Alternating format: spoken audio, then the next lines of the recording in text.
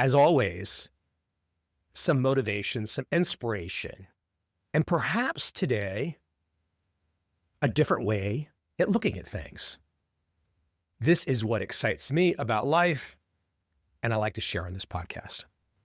One from X that I reposted that I love. There are really only two ways to get outsized returns in almost any domain, including your personal life. Number one, bet early before anyone else notices or cares. Number two, get lucky. If you're always chasing what everyone else wants, you've already lost. And isn't this the cruel irony of something like X or any social media platform? We're all chasing breaking news. Breaking news isn't how you trade. It's not how you invest. But let me keep it at that for a moment. Bet early before anyone else notices, or get lucky. Now, there's nothing wrong with getting lucky, but it's not exactly a system or a strategy that you can count on. Bet early before anyone else notices or cares. Now, that has a certain trend following ring to it. Because when you take a trend following position, you don't know what's going to happen. You can't predict a trend. You don't know how far the trade that you've just entered will go. You can't know. No one can know. Now, I've got another example here in a few minutes that builds on this, but I just want to stay at this point for a second. The betting early part is important, very important, but betting early doesn't guarantee a win. And that is tricky. That is hard for people to wrap their head around. Because we all want to think there's an explanation. We all want to think we can be smarter. We all want to think that if we just read one more post, we will have more information. Come on, this is just dopamine, all kinds of chemical rushes in our body. But it doesn't equate to useful information or knowledge. I mean, it might be useful in some abstract way, but if you're trying to trade, if you're trying to invest, or if you're just trying to have a great life, chasing your tail is no way to go.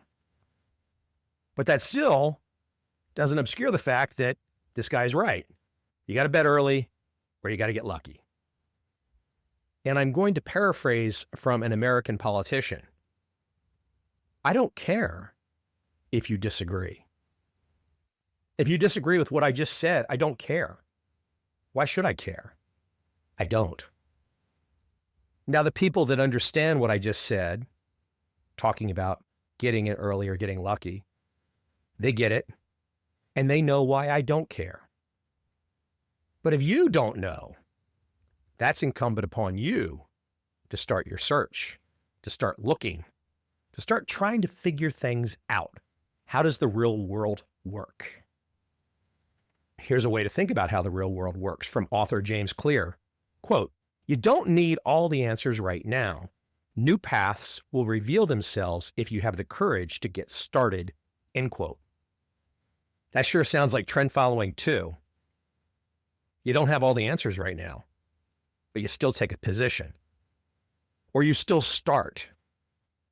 One of the worst things that anyone can do, one of the worst things that can happen to somebody, they have a great idea and then they listen to their friends and family. They have this great idea, they don't yet execute, and they get feedback. And what do the friends and the family say? Well, they give their opinions.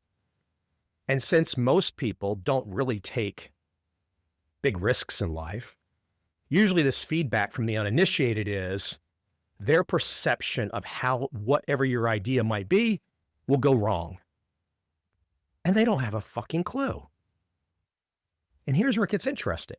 If you have the idea and you don't listen to all these people that are the naysayers that want to tell you it won't work, and you just try, and maybe it doesn't work initially, but you keep trying and you keep adjusting and you keep sticking with it, that's how it ends up working.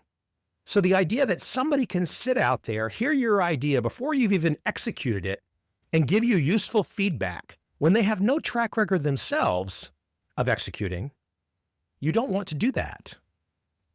I mean, I'm guilty of it too. I have my ways of gathering information. Sometimes I think I will get useful information from people and I get nothing. For whatever reason, maybe they can't deliver. They can't bring it to the table.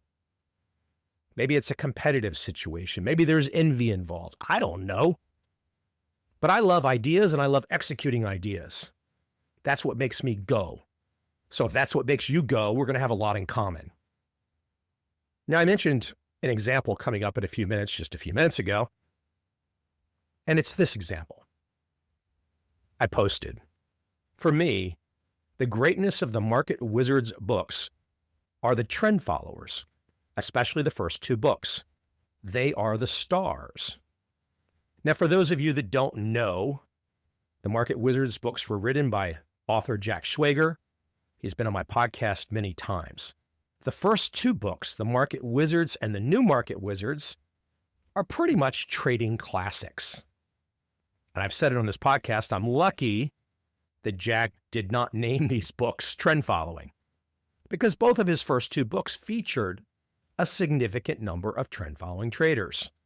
Bruce Kovner, Michael Marcus, Ed Seykota, Larry Haight, Bill Eckhart, Richard Dennis. Many would argue that George Soros, Paul Tudor Jones were trend-following traders as well. And so I make that simple post on X that the trend-following traders in Jack's books are the stars, the ones that have taught us all so much over the years. And I'm lucky enough to have had the chance to get to know some of the people in those two books. And it's an amazing story, this small group of people that everyone doesn't necessarily know they're trend-following traders, even after all these years, and even after I've beat the drum for all these years. But this small group of traders in these two fantastic books are trend followers. A very specific form of trading. If you don't yet know what trend following is, don't worry. The example that I'm about to share will show you that a lot of people don't know what trend following is.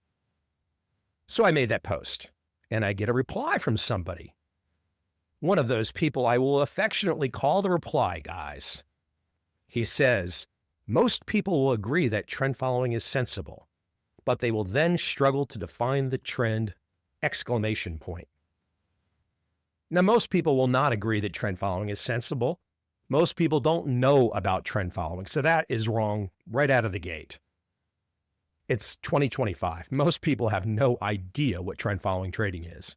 But let's take him at his opinion that most people think it's sensible. He then says, but they will then struggle to define the trend. Now that, ladies and gentlemen, is word salad. They will struggle. What the hell does that mean?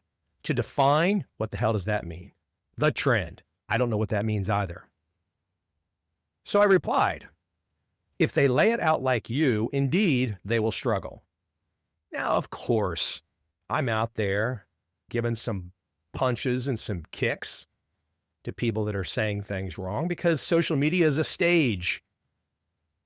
And if somebody replies to me, I don't reply to everybody, but if somebody replies to me, and I think it's a useful opportunity to educate, I will reply too in the great game of social media chess. So after I say, if they lay it out like you, indeed, they will struggle. He says, I don't even know what that means, but I'm not struggling. Can you just feel the passive aggressiveness oozing through his pores? I don't know anything about this guy. Hold on, let me click on his X. Okay, now I see. Stock market cycle, 17.6-year stock market cycle. Well, obviously he's into a world of bullshit. The 17.6 stock market year cycle, nonsense, whatever. If you're sitting out there right now and you are throwing your money at the word cycle, I don't care who is telling you, I don't care where you're getting it from. If you think the word cycle is the way for you to profit, you've just fucked up. You've gone down the wrong path. You're in the wrong forest. You're with the wrong people. You don't know what the hell's going on, and you need to stop right now. Because when you see or hear the word cycle, in the world of investments or the world of trading, you've gone the wrong path. It's over. Stop. Take your losses. Now I can hear some of you out there, you are warming up your Elliott wave replies. And you're going to tell me about somebody that used Elliott wave in the 70s or 80s or 90s. Look, it's 2025. Trend following won. There is no cycle analysis. No one's betting off that. No one is putting their money at risk on cycles. Not happening. You know, a lot of people are masochist. A lot of people like to hurt themselves. I'm not into that. If you're into that, that's great. Just steer clear of me. I don't want to hear about it. Now, again, I don't know that this is a bad guy. I mean, the word cycle promotion under his bio is not a good sign, but he's got a nice smiling picture here. So I replied, if one understands trend following, they don't, quote, struggle to define the trend, end quote. And I told him again, that's word salad. Just quoting back to him what he said. Because if you understand trend following, you're not defining a trend. If you understand trend following, you're taking a position, you probably got a 30 to 40% chance that it's going to end up being a winner, a 30 to 40% chance that that particular entry that you take will actually amount to something. So you're not defining a damn trend. So if someone starts talking to you about defining a trend, turn off, tune out. They're probably going to promote cycle analysis. Whatever the fuck that means, who cares? It's just one of those words that you should have on filter. If you're in the investment world, the trading world, and you hear the word cycle, where's your fucking wallet? Is it still in your pocket? Now, before you think for 1 second that I don't have the proof, I don't have the receipts to back my words, there's 8 books, ladies and gentlemen. This podcast has no shortage of legendary trend-following traders. And if you want some white papers, trendfollowing.com/resources. White papers that will keep you busy for quite a while. So isn't this the great opportunity of social media, though? If you are somebody that wants to go out there and you want to teach, you want to share, you want to educate, you want to give some insight you think you have, well, somebody gets to come along and add their voice. They can say something useful, or they can say something moronic. And then we get to decide, how much do we participate? How much time do we give it? Now, I can only recommend you give it only so much time, because eventually you'll get a headache. And that gets back to the whole point of, I don't care. You have a problem? You have a mental disease? You're not feeling good? Someone stressed you out? I don't care. You have some other problem, some other concern, something happened to your family 1,000 years ago, supposedly? I don't care. I don't care about any of it. And the people that want you to care are the kinds of people that are trying to knock you off from doing good work. They're trying to stop you from moving ahead in your life. You cannot give them your time of day. Now, sometimes I know I get a little intense on these podcasts, and you might think, what kind of guy is that in person? Well, I can tell you today that I walked up and down the second day of Chinese Lunar New Year. I walked up and down 100 flights of stairs today. It was a little uncomfortable, the most I've done in a long time. But it is relaxing. It's invigorating. It is my meditation. I mean, I have other forms of exercise meditation. And look, this podcast is a form of meditation. I share something, I give a perspective, I call something out. But it doesn't stick in me. It doesn't stick to me. I don't give a shit. I don't care, again. If you have some drama, if you have some concern, I don't care. The people that I enjoy are the people that I hear about starting something new, building something new, whether it's a business, a family. Those people are exciting. Those people are invigorating to me. Those people are motivating, not the reply guys. But we need the reply guys because the reply guys give us the opportunity, like I said, to teach. I have one more share today. It is from the film director, James Cameron, and it's titled Strange Days. It goes something like this. It's brief, less than a page. Stick with me. You will see how, even if you're not interested in Jim Cameron, a film director, even if you're not interested in a screenplay, you'll see this is universal. This comes around to all of us, regardless of your endeavor. At the beginning of any writing project is the agonizing period in which nebulous ideas dance before the mind's eye, like memories of a dream, and vaporous, vague shapes take on human form and begin to answer to their names.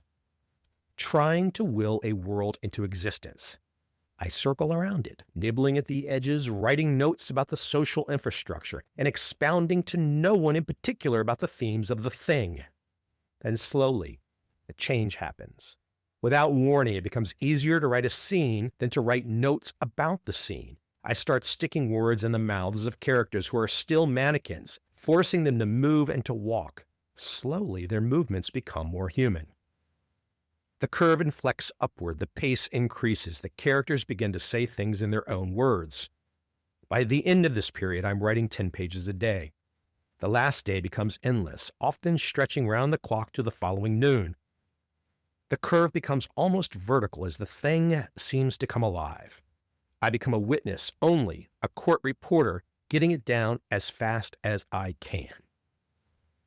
Now, what that really applies to, in my humble opinion, is learning. The sheer act of learning. That once you get past the definitions, once you get past the basics, and it's in your blood, it's second nature. And once in second nature, it talks to you. Your inner voice, that inner voice, is on your shoulder, talking to you, saying keep going, saying don't you see it, saying never stop, saying go on. And that inner voice, unlike the friends and family that I mentioned earlier, that inner voice is tough. That inner voice is strong. That inner voice is an ass kicker. And that inner voice will ass kick the F out of anybody who tries to stop you. So you see, when James Cameron is writing about script development, it's not really about script development. I mean, it is for him, but his words are something that are applicable to all of us. Take out script development and insert whatever into what he just wrote, and it's for all of us. We are in a fantastic time right now, a fantastic time where you must have the foundation. And that's what I'm ultimately talking about today. You got to have the foundation. And if you have the foundation, you're not too worked up by the fact that something like OpenAI comes out and a Sam Altman comes out and supposedly owns everything in the AI space. And then in the snap of the fingers, out comes the Chinese DeepSeek. And a couple days later, Alibaba releases another AI that's supposedly better than both of those. Now, you could not prepare for any of that. All you can do is be ready to follow along, make decisions, and ride waves. But you got to have that foundation, right? The foundation is what I'm getting at today. The foundation is the script development. The foundation is the idea that you can either be lucky or you can get in early.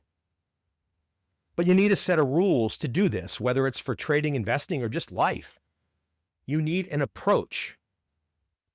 So when the world of AI unfolds like it has in the last week, you're not worked up. You just say, interesting. No one knows what the fuck is going on. But you got to know what you're going to do. You got to know who you are. And if you know what you're going to do, regardless of what happens, and if you know who you are, regardless of what happens, you're okay.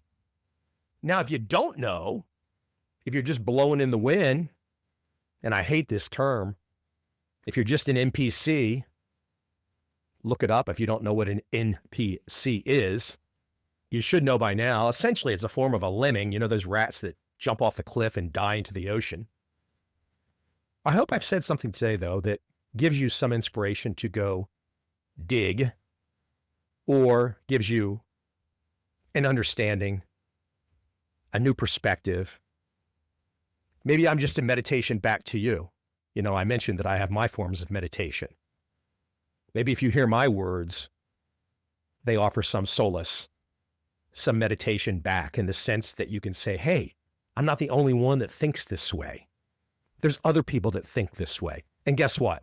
I only became this way because I exposed myself to the best. I exposed myself to mentors. I found them. I went after them because I knew in my 20s, I had to get somewhere. I was on a race. I had to find the insights, the wisdom, the information, the knowledge. And the only way I could get that was to go to those people. Now, some of this started pre-internet. It's a little harder today, but there's no shortage of ways to go find out how things work. And then once you know how things work, like I've said, it's up to you. It's up to you to punch a hole in the wall. It's up to you to kick the door down. If you don't want to do that, you can take a government job and you can sharpen pencils for the rest of your life. But you're not going to be friends with people like me. I mean, you really got to think about that. If you've got yourself a position in life right now where you're sharpening pencils, meaning you're not doing shit, and you found out a way to get paid for not doing shit, it doesn't end well. Get out of that. Try something new. I'll see you again next week.